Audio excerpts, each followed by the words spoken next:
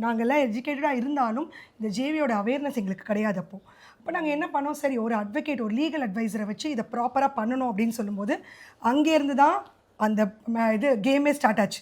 எப்படி பண்ணாங்க அப்படின்னா, இவங்க லீகல் ஆஸ்பெக்ட்டுக்கு போய் இவங்க நிறைய விஷயங்களை தெரிஞ்சுக்கிட்டாங்கன்னா நம்ம ஜேவி முடிக்கிற வரைக்கும் இவங்களோட மைண்ட் செட்டிங்கை வச்சு நம்ம கேம் விளையாட முடியாது, இவங்களை எங்கே சீட் பண்ணணுமோ அதை பண்ண முடியாது அப்படின்ற பிளானில் அவங்க ஃபஸ்ட்டு எடுத்த வெப்பன் எங்கள் ஓனர்ஸ்.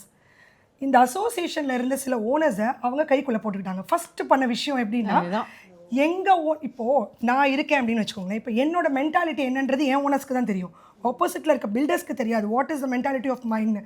ஸோ என்னோட ஓனர்னால் அவங்க சுதா இருக்காங்களா, அவங்க வந்து லீகல் அட்வைசர் கிட்ட போவாங்களா, அவங்க வந்து லீகல் அட்வைஸ் போனால் இந்த பாயிண்ட்ஸ்லாம் பேசுவாங்களா, ஸோ இவங்களை வந்து ஏதாவது ஒரு விதத்தில் நம்ம ஆஃப் பண்ணணும் அப்படின்னு சொல்லி நாங்கள் பார்க்குறோம். லீகல் அட்வைசர்லாம் வேண்டாம், ஓனர்ஸை வச்சு நாங்களே பண்ணிக்கிறோம். அப்படி தான் that is way the game started.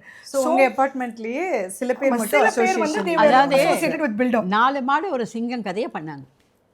ஃபேமிலில இருக்கவங்களே சின்னதா சொல்ல முடியாது, ஒரு ஃபியூ ஓனர்ஸ கைக்குள்ள போட்டுக்கிட்டு யார் யாரு வந்து டாமினன்ட்டா யார் இருக்காங்களோ அவங்க ஆசைப்படுறவங்களா நம்ம கைக்கு வரவங்க, அதுதான் மெயினாக அந்த அண்டர்லைன் பண்ணணும். நமக்கு நீங்கள் என்ன கூப்பிட்டீங்கன்னா நான் அந்த காசுக்கு எக்ஸ்ட்ரா காசுக்கு நான் ஆசைப்பட்டு இடிச்சிட்டு நான் போனேன்னா எக்ஸாக்ட்டா நீங்க பெனிஃபிட்ஸ் அவங்க எக்ஸ்ட்ராவா உங்களுக்கு அந்த காசுக்கு பெனிஃபிட் தரேன், லஞ்சம் நான் வந்துருவேன். உங்களுக்கு இந்த 66 குடும்பத்துல 60 குடும்பத்துக்கு 12 லட்சம்னா அந்த 6 குடும்பத்துக்கு மட்டும் 15 20.